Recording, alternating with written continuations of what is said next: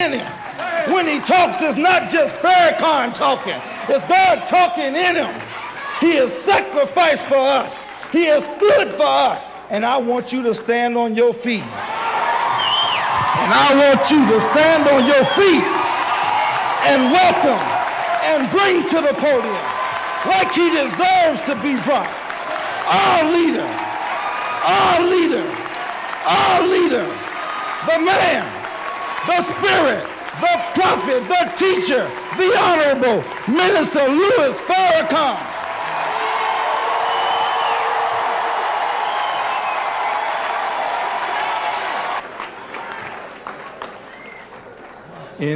In the name of Allah, the Beneficent, the Merciful, we give him praise and we give him thanks for his goodness and his mercy to the human family. The greatest of God's mercies is his gift of divine revelation and a prophet or messenger of God to give an example of how that revelation should be lived. We thank Allah for Moses and the Torah. We thank him for Jesus and the gospel. We thank him for Muhammad and the Quran. Peace be upon these worthy servants of Allah. As a student of the most honorable Elijah Muhammad, I could never thank Allah enough for his intervention in the affairs of black people in America and throughout the world in the person of Master Farad Muhammad, the great Mahdi or guide, who came to a people who were lost to guide us to the straight path of God that we might be successful. I thank him for raising the Honorable Elijah Muhammad, a leader, a teacher, and a guide for us. I greet all of you, my dear brothers and sisters, with the greeting words of peace. We say it in Hebrew, Shalom Aleichem. We say it in Arabic or Aramaic, Assalamu Alaikum. And we say it in English, peace be unto you. Thank you. To Brother Kareem, to our honoree tonight, the Reverend Willie Wilson, to his wife and his blessed mother, to the mother of the Million Man March, our beloved sister, who is the chairman, I guess, emeritus of the National Council of Negro Women, a woman with great courage, without whose strength and backing the Million Man March would never have been. To Rock Newman, to the distinguished dais guests, members of the clergy, and to each of you who are present tonight, words are inadequate to describe how I'm feeling at this moment. Brother Kareem,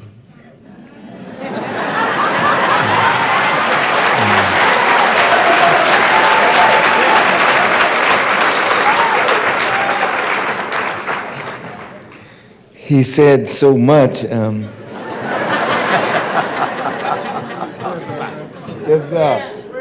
But, you know, any servant of God who understands how great God is, understands how much of nothing we are except with God. Yes, sir.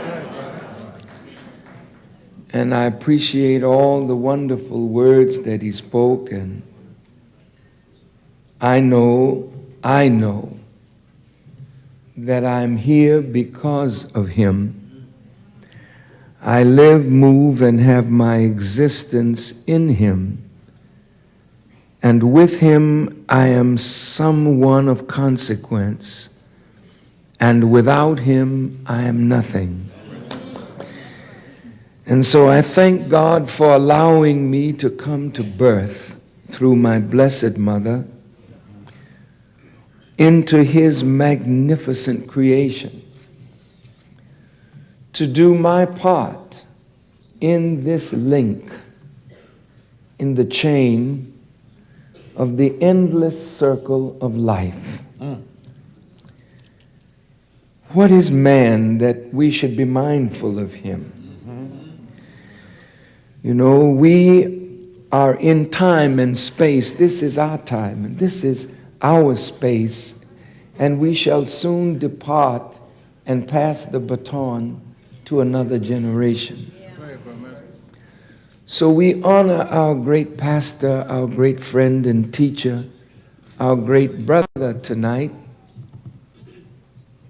because he is a great one in this chain.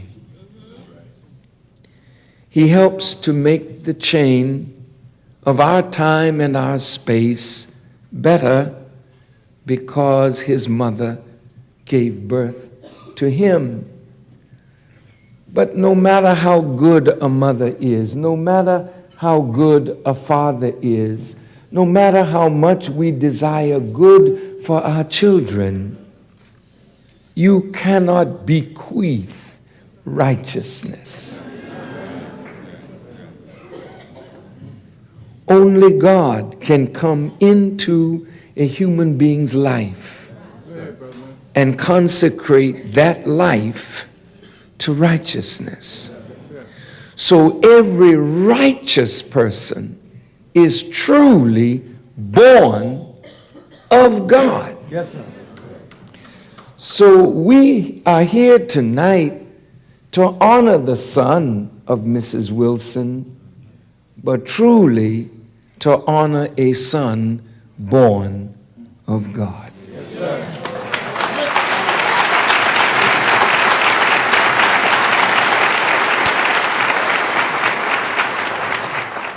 I met my brother, my friend, my pastor 21 years ago in a very dark moment for me as I was struggling to rebuild the work of the most honorable Elijah Muhammad. Being a Muslim, Muslims and Christians always seem to be at odds with each other. And we were always arguing the scriptures concerning Jesus. So it was a wonder that this wonderful Son of God would allow a Muslim to come into his church. He made me welcome in his church when very few would make me welcome. And he allowed me to preach in the Blessed Union Temple Baptist Church. It wasn't as big and as grand as it is now, but he was just as big and as grand as he is now.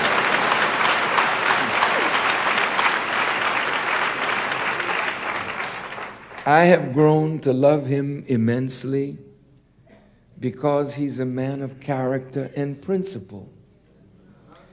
I don't care how much we preach the Word of God. It is not preaching that will save us. It is living what we preach that will save us. And when you meet a brother who loves Christ, but he changes the O to an I, and he lives Christ, then you really have a jewel in your midst. And you and I must learn to recognize God when we see him. Now, Jesus said, blessed are the pure in heart, for they shall see God. I would like to just, if I might, take the liberty of adding a few words to that. They shall see God everywhere they look. For him. Yes, sir.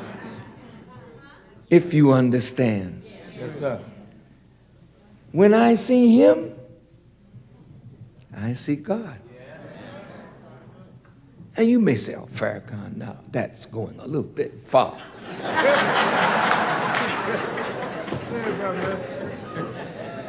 But I don't know about you, but see, when Jesus said, when they said, you know, when shall we see God, you know? Preach. Go on and preach. He said, well, how long have I been among you? Go on and preach.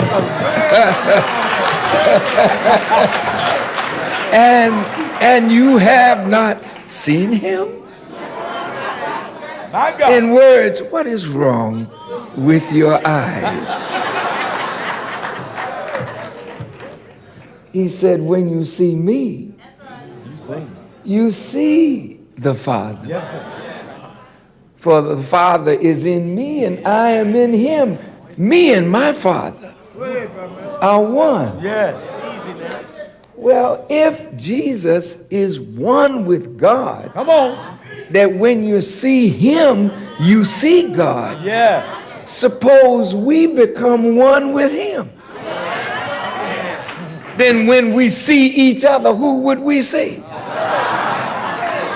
Yes, sir. So, tonight in the few moments that I have, no, I'm not going to take a lot of time. This is my pastor's night. But he did invite me to give the speech. Yes, he did. But I'm not going to be long tonight. I hope. But, you know, Brother Kareem gave me such an introduction. If I didn't preach good tonight, Got to preach. so tonight there's a few points I want to make to lay some pressure on your minds. Come on. I feel at home anywhere where Christ's name is mentioned, because I too love him. But I too desire to live him. I desire to be one with him, Yes, sir. so that in my little time on this earth, I might be a reflection of him. Christ told us, Yes, sir. if you would be my disciple, you know, you have to first Ah. deny yourself. Yes, sir. You can't have selfish pursuits and be my disciple, because I came to give you an assignment, a mission. Oh, Yes, sir. let's stop right here. Because, you know, I love to go to church. This is true. I love good singing. I love good preaching. I love good shouting.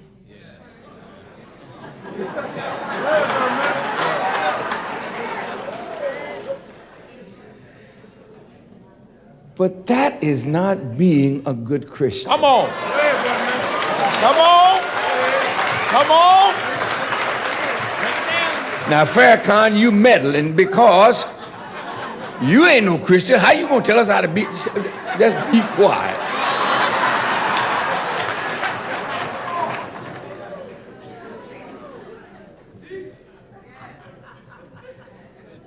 Since Brother read or quoted the 25th chapter of the Quran, it is called Al-Furqan. And that word in Arabic means the criterion. It means that which distinguishes truth from falsehood, right from wrong, good from evil. It is a standard of measurement. Now, when you get on a scale, God help us.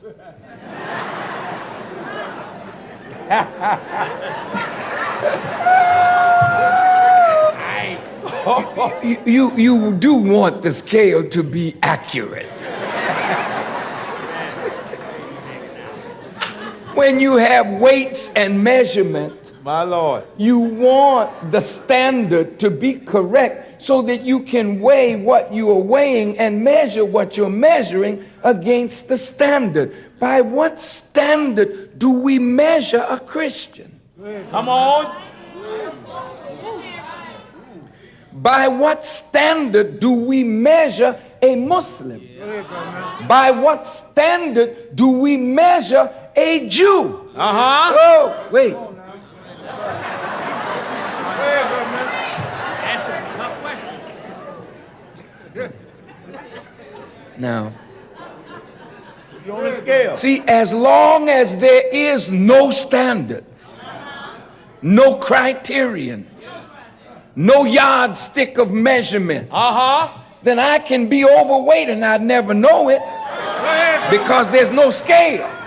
And I don't want to see none because I'm not as slim and trim as I used to be. So don't bring me no scale and show me how much I got to lose to get right. Come on. See, when you're faking, you don't want the standard. Are you listening? Come on. Come on. Now, you know, the scripture says that many in that day will say, Lord, Lord, and he will say, he will say, He will say. depart from me, Don't know. ye workers of iniquity, for I know you not. But they were shouting, they were doing everything that looked good in the eyes of the people, but they weren't applying the standard. See, and when the standard is set up, then you measure yourself against that standard, then you know how far off you are and where you gotta go to get to where you ought to be.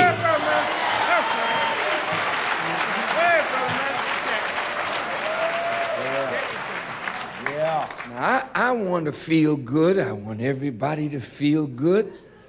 But I said I wanted to put a little pressure to bear on your beautiful minds, because Jesus did not call us to sit around and praise him. Come on. Come on. Jesus called us Come on. to accept the mission that God put on him.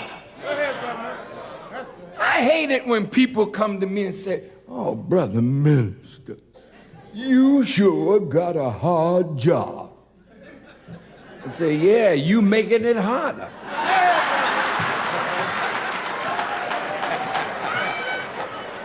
Because you want to put it all on me. Hard job. Jesus said, You. Yes, sir. take my yoke upon you. But before you grab it, learn of me. For I am meek and lowly of heart, and ye shall find rest unto your souls. But I'm not calling you to sit around and praise me for what I did 2,000 years ago. For greater works than I did shall you do. When shall you do it? Yeah. Preach. Preach. Go ahead on. Now that's the question. When you gonna do? When? When? Because you're not going to heaven talking about what he did. He's there waiting on you. When? When? My God. When? Take my yoke on you. You ever see an ox when it's laid under a yoke? I've never seen it because I didn't grow up on the farm. But, you know, the people that know the farm life, they told me that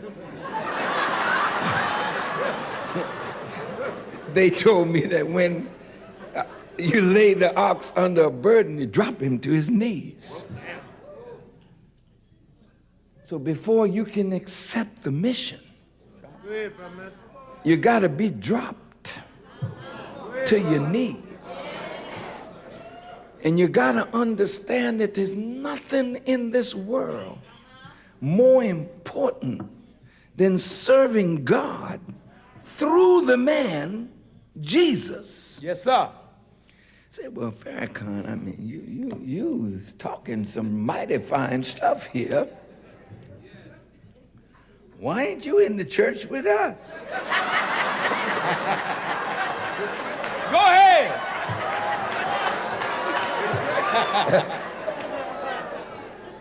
That's a good question, but the answer's simple. I am in the church with you. But you don't understand me because you don't really understand your assignment. No, not you, because if you're under him, you understand. I'm talking about those that's not under his pastor. Take my yoke upon you. My yoke is easy. My burden is light. Why is your burden easy and light, Jesus? Because I'm not carrying it in, of, or by myself. I got the help of him who originated the heavens and the earth, and I'm offering that help to you. That is. But you got to give up what you desire and accept my mission. Go ahead, brother. Peter? Yes. What you doing? I'm fishing. What you fishing for? I'm fishing for fish. What you think I'm fishing for?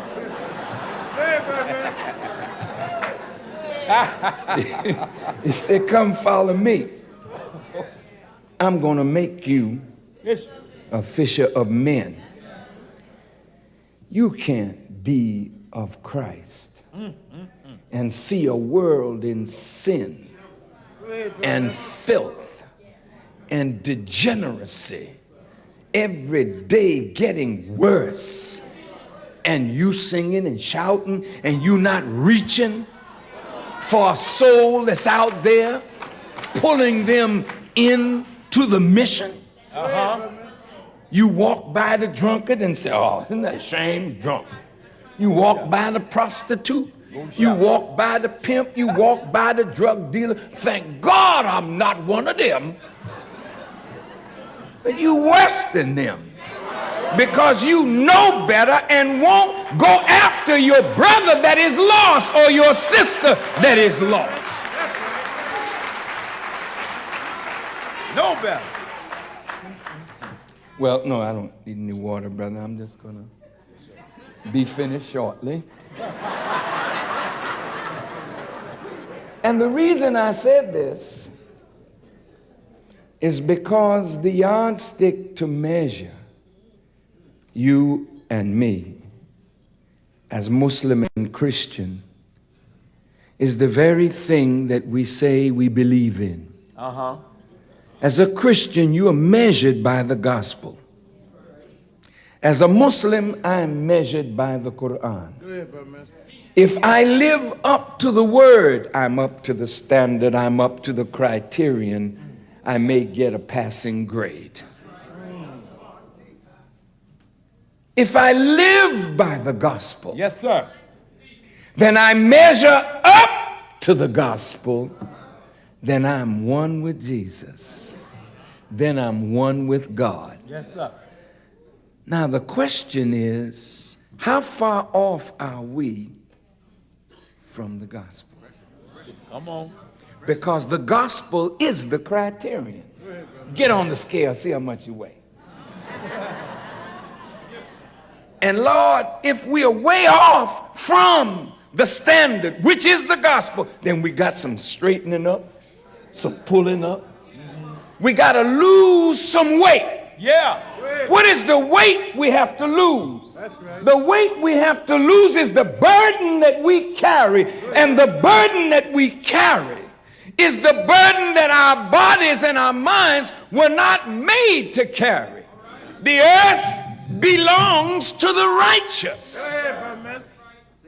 Sin is the burden Go ahead, brother. that the human being is carrying that weighs the mind down. Yes, you are blessed to not be stressed, but that's not true. You're stressed like hell because you're not living what you should live. You're talking, but you're not living it. And you can't go to heaven talking about Jesus Christ. You can only go there if you make him so strong in your life that he's living in you, walking in you, talking through you. Now, I said I'm going to lay some pressure. Go ahead, Go ahead. I don't want you to throw up your dinner.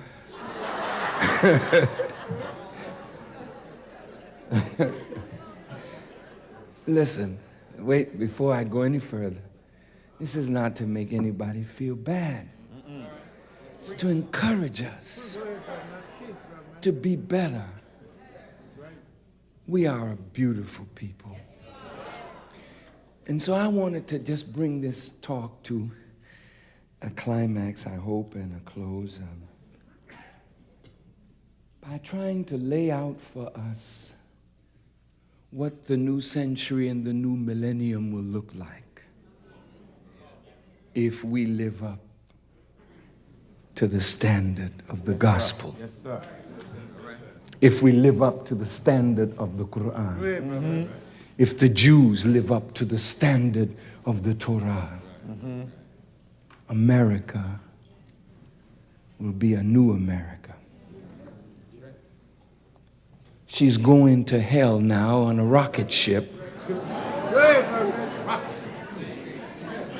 because immorality, vice, and corruption lead the nation. The nation has never been morally correct from the first president. Oh, let's be truthful. Never. I'm not anti, I'm just telling the truth. That's right. George Washington and the founding fathers were founding fathers, but they were criminal. Talk to me. Yes, sir. See, if you can't speak straight words, you will never be successful with God. You can't be a double-talking, double-dealing, hypocritical human being and be right in the sight of God. You must speak straight words. All right. Teach, brother. Yes, sir. Great word. It was criminal behavior. Yeah. That was the foundation of this nation. That's what. Criminal behavior. It was criminal to destroy a whole people that welcomed the Europeans. Criminal. It was criminal to kidnap us or buy us from our crooked fathers that sold us.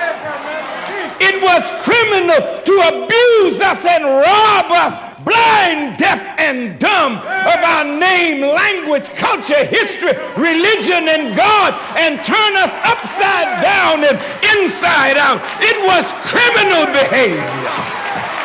Yes, it was. Yes, it was. Criminal behavior. Crooked behavior. It was criminal behavior to deprive us of the right to know. Yes, sir. For over 300 years, locked books and education to us. It was criminal behavior to then admit us into the church, Go ahead, Brother. but doctor the message. That's right. That's right. No. Listen to me. To let us into the church and doctor the message that we would not be good servants of God and his Christ, but be willing tools of service for our slave masters and their children. That's why white pastors have accepted you. Because they knew you were Christian slaves instead of free men and women under Jesus. Yes, sir. They blame Elijah Muhammad and say, Elijah Muhammad said Christianity is a white man's religion. No. Well, if it were not the white man's religion, why then are you coming up with a black theological perspective? That's right. That's right. Teach us, brother. Talk back to me. Teach us, brother. Go ahead. Why did you have to paint his face black in the church? That's right. It isn't because you were living a lie. Somebody told a lie that you had to correct.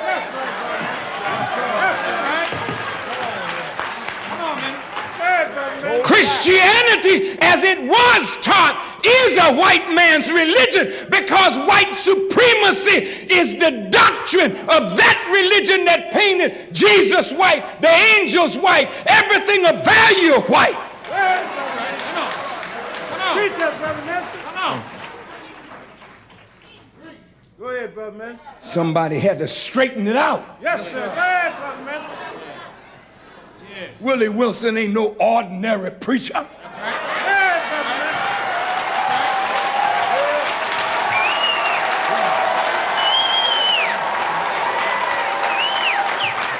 Teach us, Brother Mister. If he were an ordinary preacher, he'd be dressed in ordinary preacher clothes. But look how fine our pastor looks here tonight. Make anybody jealous.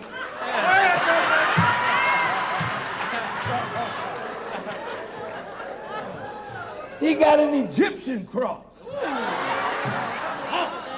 An ankh.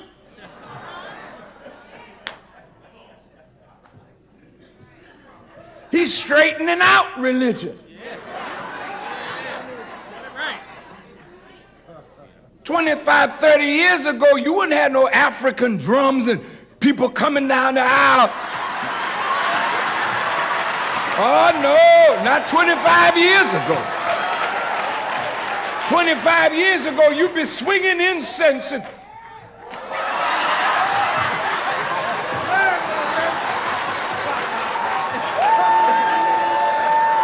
you getting black now. You blackening up Christianity. You giving it soul. White folk thought they tricked us. We got in the church and found God. Now we got him coming. What is it that you people found in there?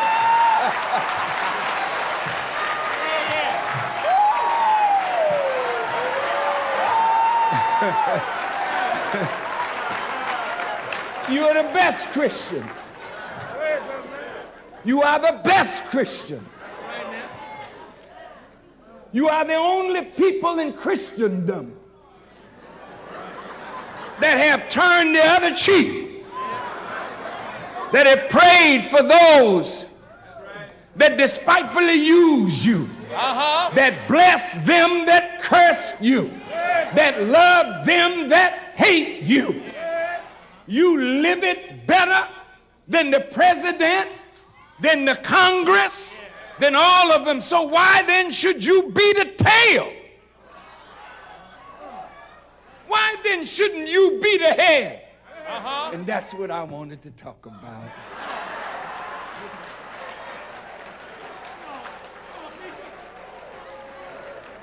I'm going to close with this.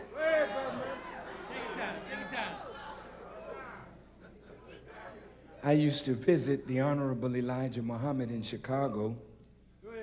And when I would sit at his table, he would look at me and say, brother, you have to do more than preach that Jonah went to Nineveh.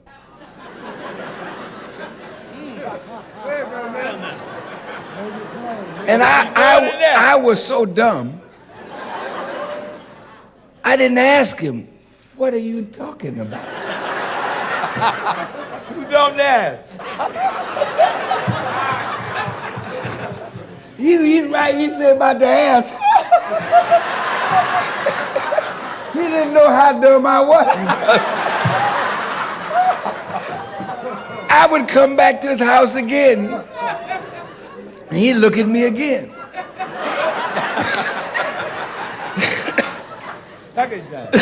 Say, brother, you got to do more than preach that Jonah went to Nineveh. Now, he must have said that to me. If he said it once, he must have said it at least 8 or 9 times. So the boy was really dumb. And I never did ask him. Every time he said it, I just listened.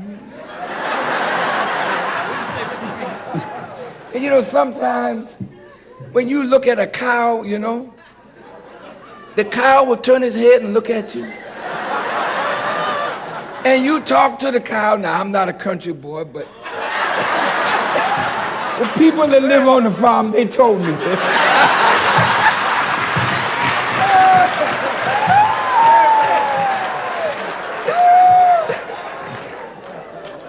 The cow look at you, you talk to the cow really looks like he understands.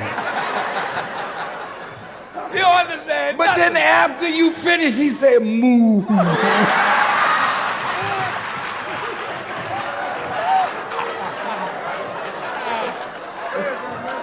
Now, you know, the mark of a great pastor and a great teacher is that sometimes they teach above the student's head. It's not that the student is stupid, but they put something out there for the student to grow up to. It's like Jesus when he said, there are many things that I could tell you, but you can't bear it now. See, so you got to have a certain foundation for certain knowledge. So it would be useless to put knowledge on a foundation that's not there. But sometimes a wise teacher gives you something to shoot for. So now my teacher's gone, and I finally began to understand 20-some years later. Now that's a real dummy. Now, you know, the Million Man March, which our beloved mother, I'm glad you are here tonight, Mother, so I could say this to you from the depth of my heart. You were so kind and so gracious and so courageous to put the National Council of Negro Women behind the Million Man March. She sent word out.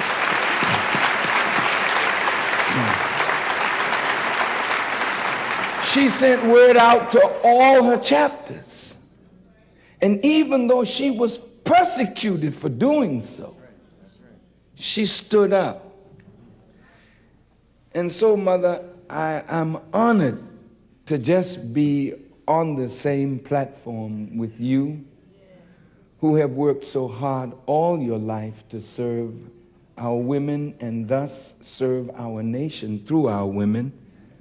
And I want you to know before I bust buttons off of my shirt, my cufflinks are falling out. I better stop before I'm naked.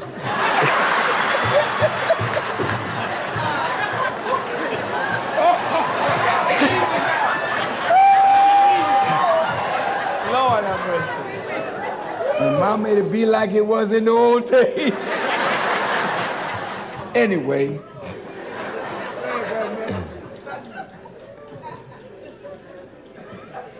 You know, it's wonderful when you can take a very serious subject. 25 years later, I began to understand. I knew that I had to come to Washington to call for this march. But I didn't know it from a talk with Joe or John or Henry or Frank. I knew it by reading the Word of God. Go ahead, brother man. Although as a Muslim, the Quran is a guide for me, I love the gospel. Go ahead, brother man. And I try to live both the gospel, the Torah, and the Quran. Yes, sir. This is true. That's right. I was reading Luke in a book called The Death of the Messiah. Go ahead, brother man.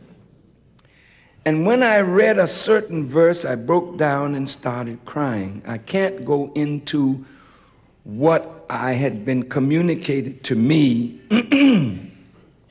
that I had to do that brought the tears. But when I read this, it says, and Jesus set his face for Jerusalem. And from there, he would be taken up.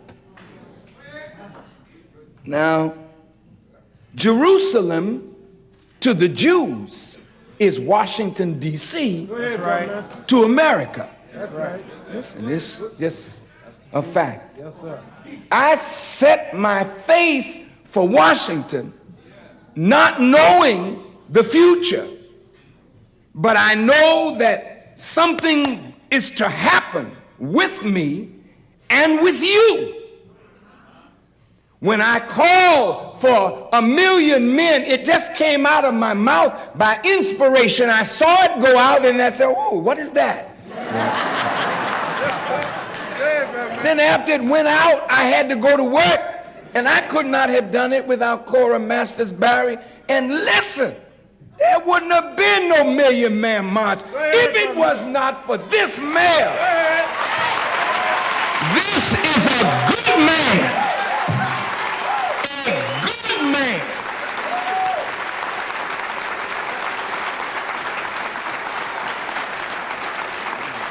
He backed the 1 million man march. Without his administration, it wouldn't have happened. He is a hero to the 1 million man march. He's like the pillars that are under a beautiful building. You see the beautiful building, but the pillar is hidden. She's a pillar. Yes, man, another button came on.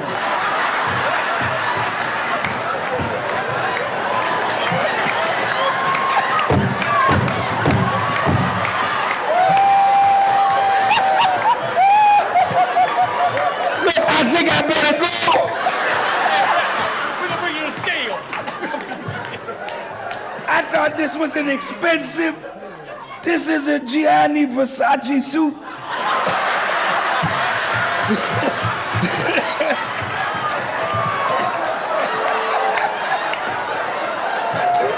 Well, I better save the button. I better make sure the belt don't fall off. I should have dressed like you.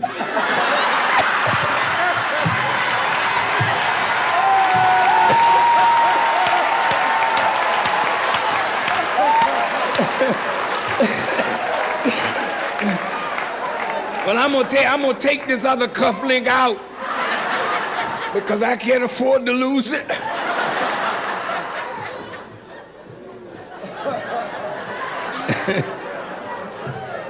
Where was I before my clothes start falling off?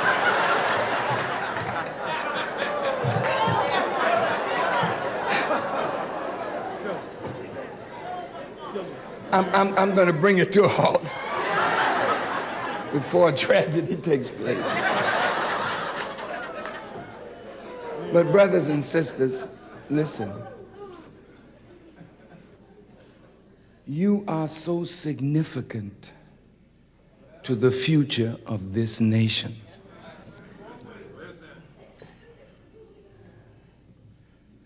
You know, as a Christian, we've just come through Easter.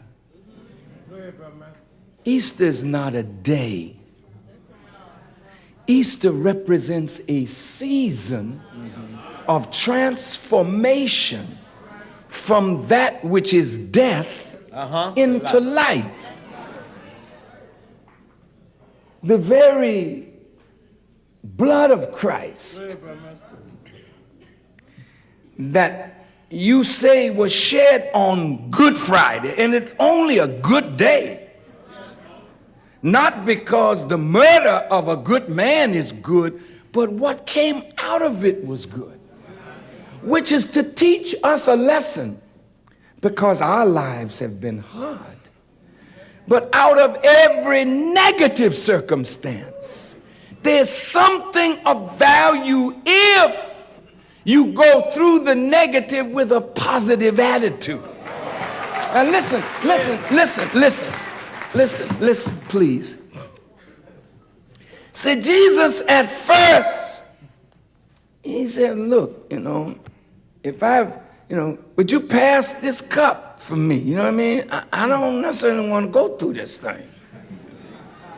Now, you know how it is when you got a big, heavy trial to go through, you're trying to duck it, you know what I mean? And God said, no, you're going to have to go through this.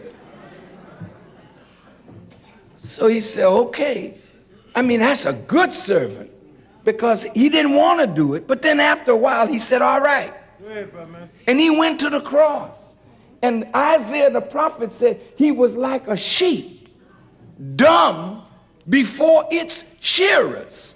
Now, I've never been on the farm, but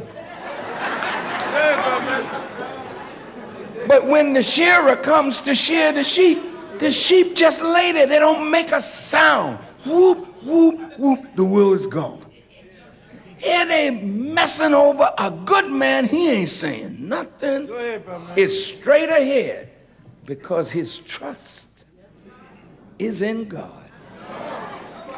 And 3 days later, see, when they were celebrating that they got rid of a good man, when they looked, the stone was rolled away. He was gone.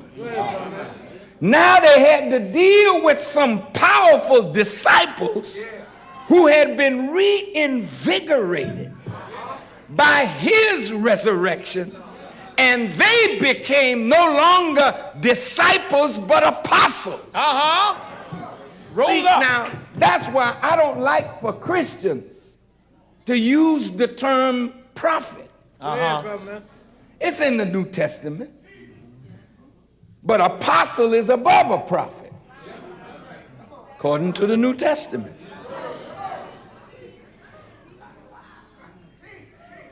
And if you're a true follower of Jesus Christ,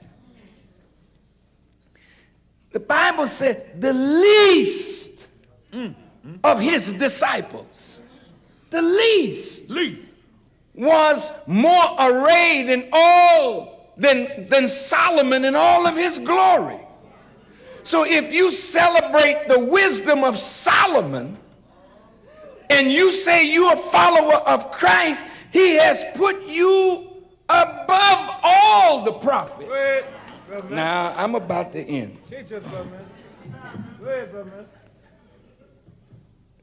Why did Elijah Muhammad keep hitting me with this Jonah guy? Go ahead, brother. Then I started studying this fella. Go ahead, brother. He was a mess. He running from his job. God called him. He don't want to come. Does it remind you of yourself? All of you sitting in here. You know God got a job for you, not just for Willie Wilson. He got something for you to do. And you know it, but you learn them dances in the disco and you slide. You running from your responsibility. Uh-huh. That man got caught up in a whale. He started praying. The whale spit him out on dry land. Then the boy had to come in sackcloth and ashes. And then he said, all right, all right, all right. I'm going to go on and preach. Say, you got to do more than preach. That Jonah went to Nineveh.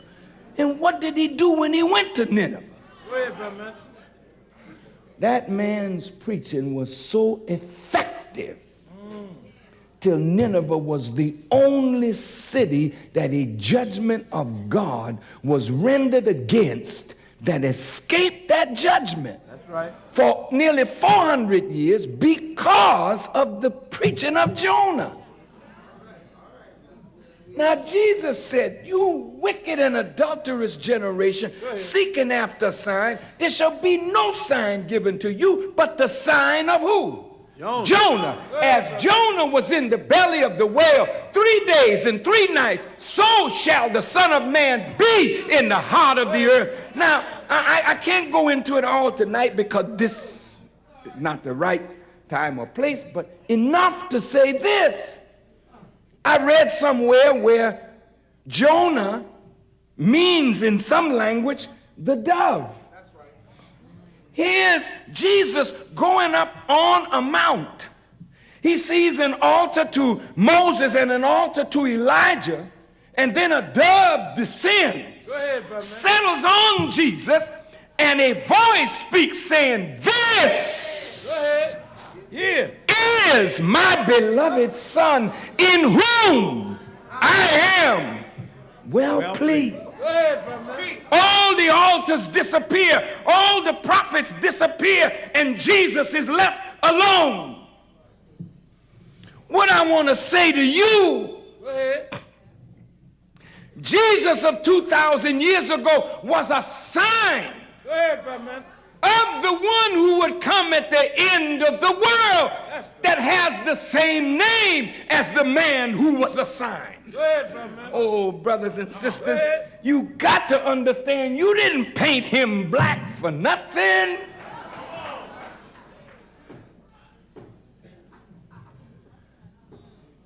Would you be surprised? Why don't you go back and read the gospel again? And look at yourself. Yes, sir. Here Jesus plotted on before he was born. Look at you. Can any good come out of Anacostia? Can any good come up out of black America? But here you come. Here's our mayor. A man born from the poor. He didn't come with a silver spoon in his mouth, but he grew by fighting for justice. He grew to become the mayor of the capital city of the world. Not once, but after a fall, God brought him back and gave it to him again.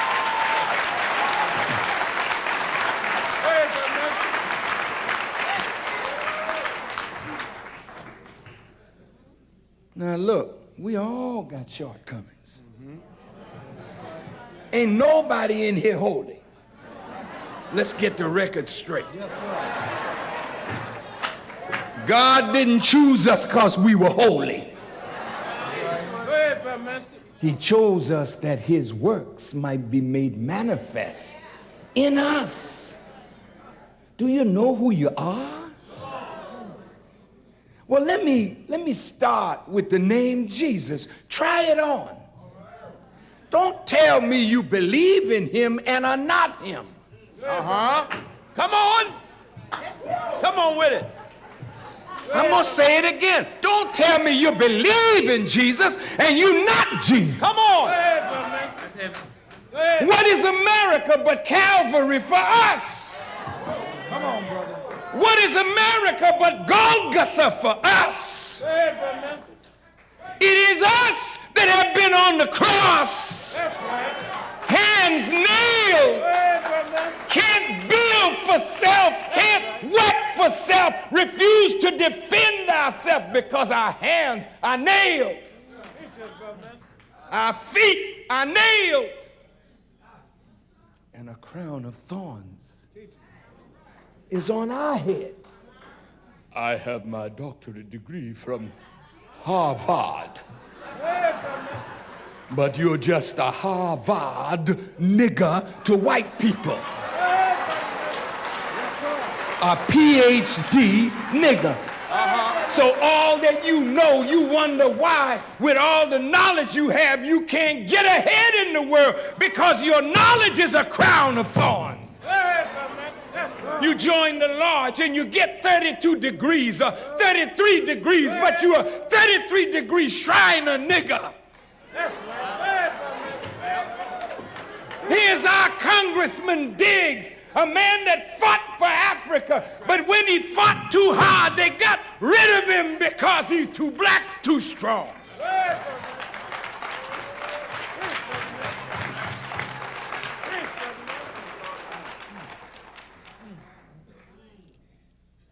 But if Jesus' blood that was shed was to redeem a world, our blood soaks the soil of this nation. Can nobody tell us that this is not ours? We paid for this with our blood. So God says in the scripture, thou shalt no more be the tail. Thou shalt be the head, and the bottom shall come to the top, and the last shall be the first. And the stone that the builders rejected, the same will become the headstone of the corner. This is the Lord's doing. And on the third day, he rose from the dead. It's a season of resurrection. Mayor. 20 years ago, impossible. Now, mayor. Soon, you're going to run the whole thing. No. This is what got them upset. Because they see your numbers multiplying. They see you coming into numerical strength. And if you get education, or the right kind of education, and spiritual understanding from a good pastor, then you're going to come into the power of God. And you, like Jesus, will rule. Oh, yes. And that's all I wanted to say tonight before all my buttons got busted off.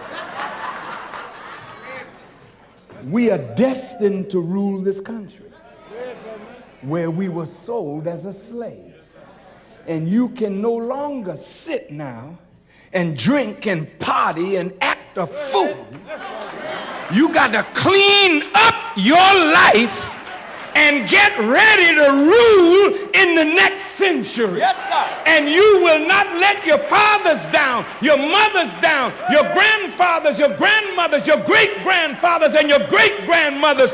You are destined to rule America, and whether you want it or not, God is going to take the kingdom from the enemy and give it to you and your children to rule.